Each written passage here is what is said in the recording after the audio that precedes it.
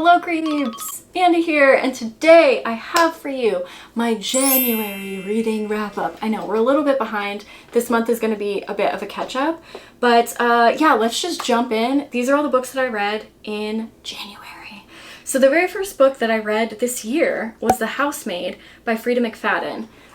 Okay, so I am gonna have some unpopular opinions in this video, and here's what I'll have to say. That 3 million people, over 3 million people, 3.5 million people have rated this book, and it has an average rating of 4.27 stars, right? So like, if you love this book, that's great. There's nothing wrong with that.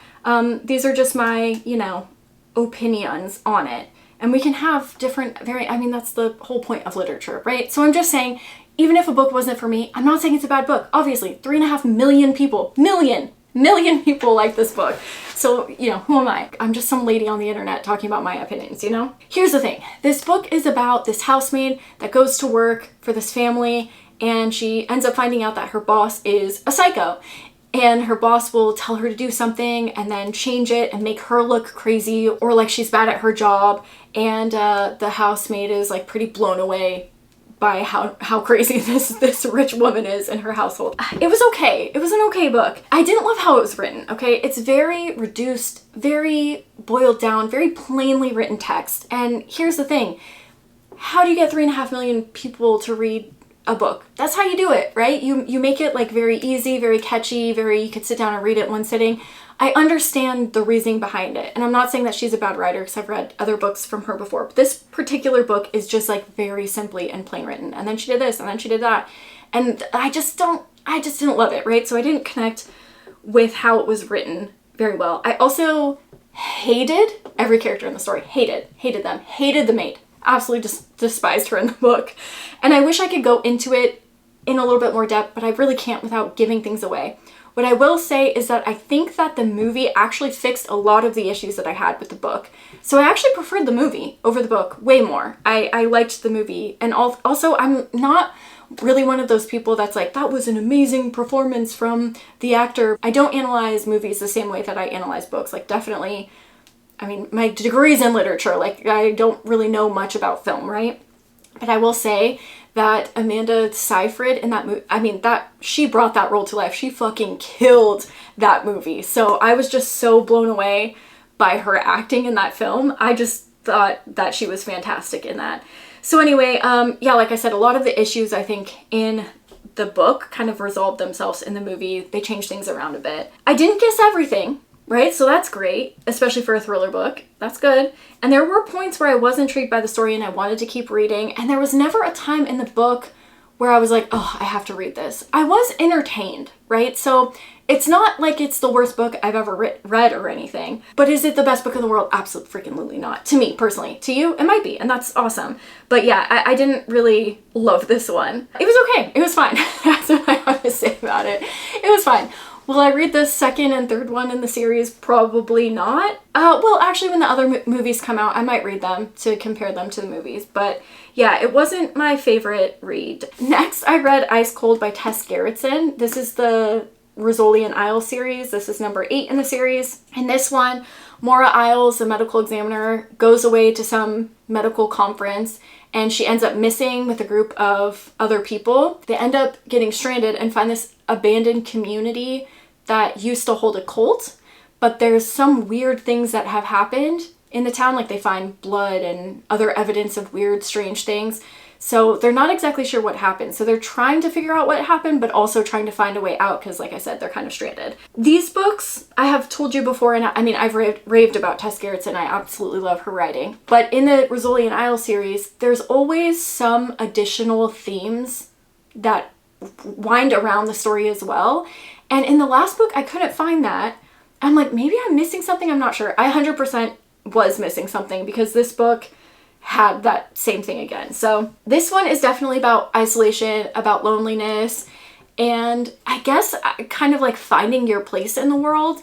And her isolation and being stuck mirrors her relationship in the story as well. She acknowledges what's wrong in the relationship and she's kind of trying to come to terms with making the correct decision. I wish I could say more, but again, this is 8th in the series, so if I told you who she was dating, you'd be like, really? But anyway, you have two separate storylines, like her relationship and then her being stranded somewhere, but they are both about isolation and loneliness and kind of where to go from there, sort of thing. So I really love, I love her books. I will rave about them for the rest of eternity, I'm pretty sure. Read them. Read the Rosalie Nile books if you haven't already. The next book that I read was A Winter Haunting by Dan Simmons. This is technically, according to Goodreads, number 4 in the series.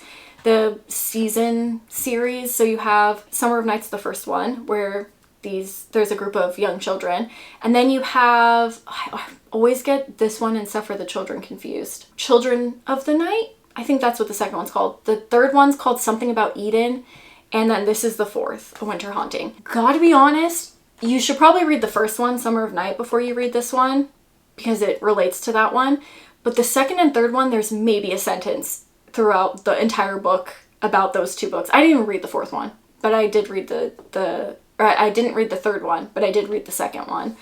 But this one is much more about the relationships they had as a kid. You have Dale Stewart, he's one of the kids from Summer of Night, and you kind of need to know what happened then, yeah, I think you do. So yeah, I would highly recommend reading that one before this one. But I will say, I loved Summer of Night. It's one of my up there favorite horror books. This one didn't hold my attention as much. So you have Dale Stewart, now grown as an adult. His marriage has fallen apart. His recent relationship has fallen apart. He's kind of separated from his children physically, but also emotionally. He's having kind of a hard time with his career. So he ends up going back to the town in the Summer of Night and staying at one of his childhood friends' homes, renting it out for the winter. And some stuff happens. So he's dealing with stuff from his past, things inside the house, and then some exterior, like human versus human issues as well. I liked the second half way more than the first half of this book. Like I said, love Summer of Night. This one was so very different from that one. I was not expecting it to be as different as it was. I wasn't fully engaged in the story throughout it. I was not all that interested in all the things that were going on. It just didn't hold my attention, I guess, is what I'm trying to say. I liked how the elements did come together, and I liked the book, but I just envisioned the book being so different. And so I was a little bit disappointed with that one. But it is what it is. Some people like that one more than Summer of Night, so it just, obviously depends on what you prefer. Next, I read I See You've Called In Dead by John Kenney. This is the first book I ever read from this guy. I just was reading synopsises of different books. I came across this one. It sounded really interesting. It felt like a good way to kind of start the year, and I do agree with that still. So you have this man, again, kind of like down on his luck. His wife has left him, and he's been in this job for a long time. He writes obituaries for a newspaper, and he's just feeling kind of stuck, kind of stagnant.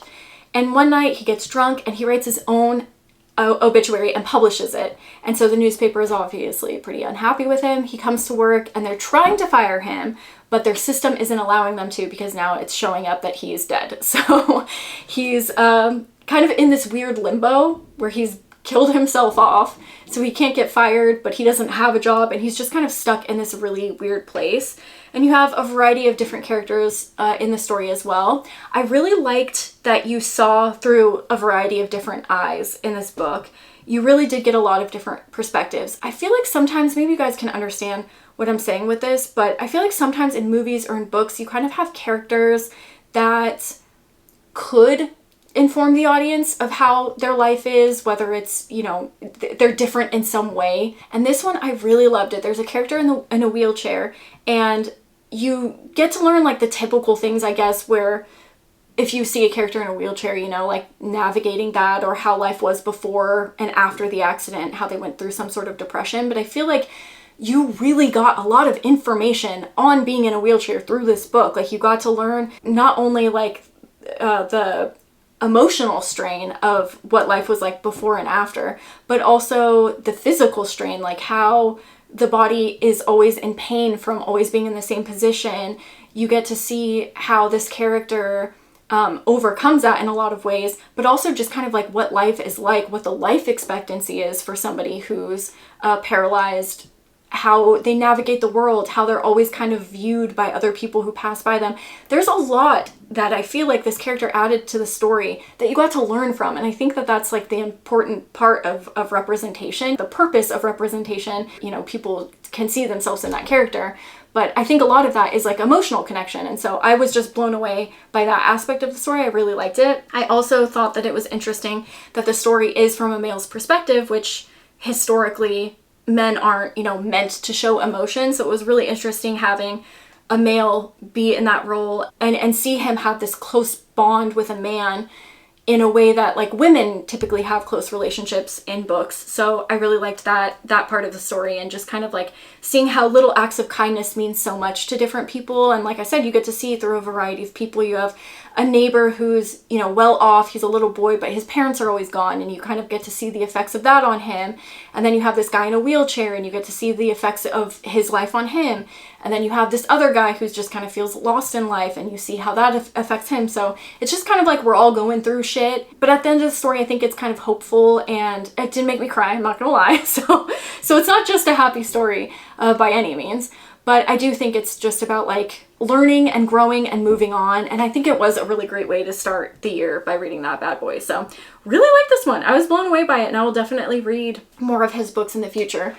I reread this Robert Frost selected poems book. I started off the year reading a poem first thing in the morning. That's what I did with this one. And since then, it's kind of been now right before I go to bed, which I would like to get it back in the morning. It's so much nicer to start the day picking up and reading a poem than it is picking up your book. So I've really enjoyed that when I was reading this one. Robert Frost poems can be sad, you know, some of them are about death and stuff. They're also very beautiful. There's a lot of scenery description, you know, forests and snow, and there's a lot of beauty in his poems. So it was really nice waking up and reading those. A very nice way to start the day. Next, I read this Drive Your Plow Over the Bones of the Dead by Olga Tokarczuk.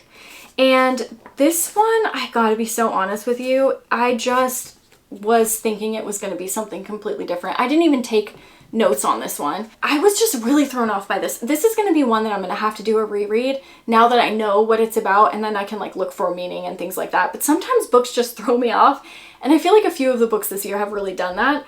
But this is about a woman. She's really into astrology. She's kind of weary of people. She likes animals, and she's kind of like the town nut. You know, people kind of avoid her and think she's a little bit strange. And she also translates William Blake poetry, and one of her neighbors ends up dead, and so she kind of forces her way into the investigation. But it makes it sound like it's a thriller book, but it's just, there's not much thriller in there. It is just like a very mildly told story. And there's definitely things that I missed in here because I was expecting something else. So like I said, I'm gonna have to reread this one, but not at all what I was expecting. I don't know why I thought this was gonna be a thriller. I mean, it's labeled as a thriller, but I don't know. It just wasn't for me on the first read. But like I said, I'll have to give it a second go. Next, I read Agatha Christie's Midwinter Murder, Fireside Tales from the Queen of Mystery. And I wasn't sure how I would like this one, because I was thinking, how do you fit a full mystery novel into short stories? You know, there has to be some character development and clues and things like that. But I actually rather enjoyed this one. I thought it was pretty fun to just have little slices of stories. Just absolutely perfect winter read. It's snowing outside. I mean, not that it snows in Southern California, but I could imagine if it's snowing outside and you're curled up by the fire and reading this, it would be just like the perfect winter book. But you know, I read it through a storm at least, so it was a good one. Next up, I read Brahms' Lost Gods. This was our book club pick from, I think, January. I mean, I'm not sure, I read it in January, but I'm not sure if it was the December pick or the January. I guess it doesn't freaking matter.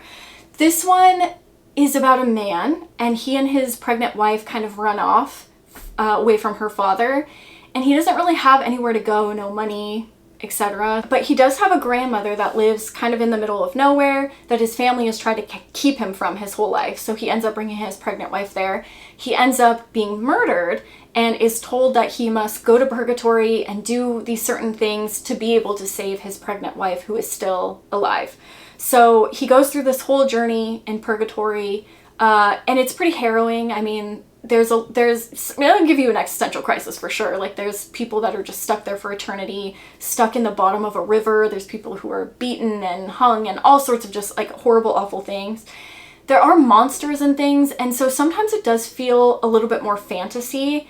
So not a book I feel like I would typically like. Obviously they have some mythology and religious stuff in there as well, but it does feel very fantasy in a lot of the ways. But he's such a fantastic world builder and storyteller that even though it includes elements that I wouldn't typically like in a book, I was really blown away by his storytelling in this one. So I did really like this one. I think that it's a lot of just kind of like a metaphor for life, of going through the motions and meeting certain people and like doing the best you can and things like that.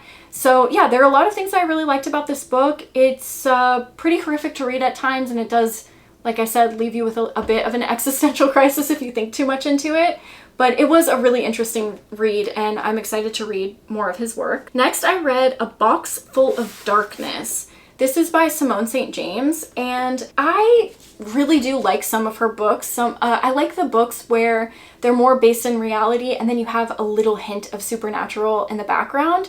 This one and the book prior to this have just been kind of full-blown supernatural, and those just really are not my favorite types of books, if I'm completely honest. So I didn't love this one. It's about these three siblings. Their brother passed away when they were young, and they feel like his spirit is there calling them to return to the house. So they have vowed to all get together and try to find out what happened to their younger brother. And I get that the characters kind of grew up weird, but none of the characters are likable, and that's a hard balance when you're a writer, to make characters that are very unlikable, because you still want the reader to care enough to care what happens to them, and I didn't care one way or the other. So it felt a little like kind of pointless reading it, because it didn't matter to me what happened to the characters. So yeah, that's a hard balance, you know. And I get that, like I said, they grew up kind of weird, and the town that they grew up is weird. So I understand that they're not like the most sociable people, but it is hard having characters that I can't connect to any of them, you know what I mean? So it just like kind of doesn't even matter. Some of the scenes were very slow, and I did have questions throughout the book. I had quite a bit of questions. I did like that she's creating kind of a universe for her books, and there are references to other books in here. So it is possible that I missed some things, but I think that's really cool when authors and directors and stuff do that. So that way, if you're a fan of her work, you can say, oh, I remember that name or this town or that person or what have you. And then if you don't, it doesn't take away from the story. It's not like you're missing out on something. It's just kind of like a little wink to your audience, and I think that that's really neat. I really enjoyed the book about the hotel and the book about the school. Like I said, the books that don't just revolve around supernatural, and honestly supernatural books just aren't for me, so I kind of thought going into it that it wouldn't really be my sort of book, but I felt like it was a pretty average book. Nothing that really stood out to me. It was fine, but I did have a lot of questions at the end. And then the last book that I read was this Waffles at the Wake. This is my, oh no, oh that's bad. This is my cozy mystery that I read every month. This is like number 20 something in the series. Again, there's a murder and Lottie Lemon solves it. What else can I say? But I will continue to read those. So that's everything that I read in January of this year. Let me know what your guys' least and most favorite, your best and worst book from January was. So my highest rated book was I See You've Called in Dead. That book actually really did surprise me, especially having been not a genre that I typically read and not an author that I have ever read before. So that was neat. And then my least favorite book, I think, was The Housemaid. Yeah. So that was my January read. Let me know what you guys read, what your favorite and least favorite book of the month was, and I will see you guys soon with my February wrap up, because I am behind with that one too. And that one, I read some interesting books. So yeah, I'll see you next time. Thanks for watching. Bye guys!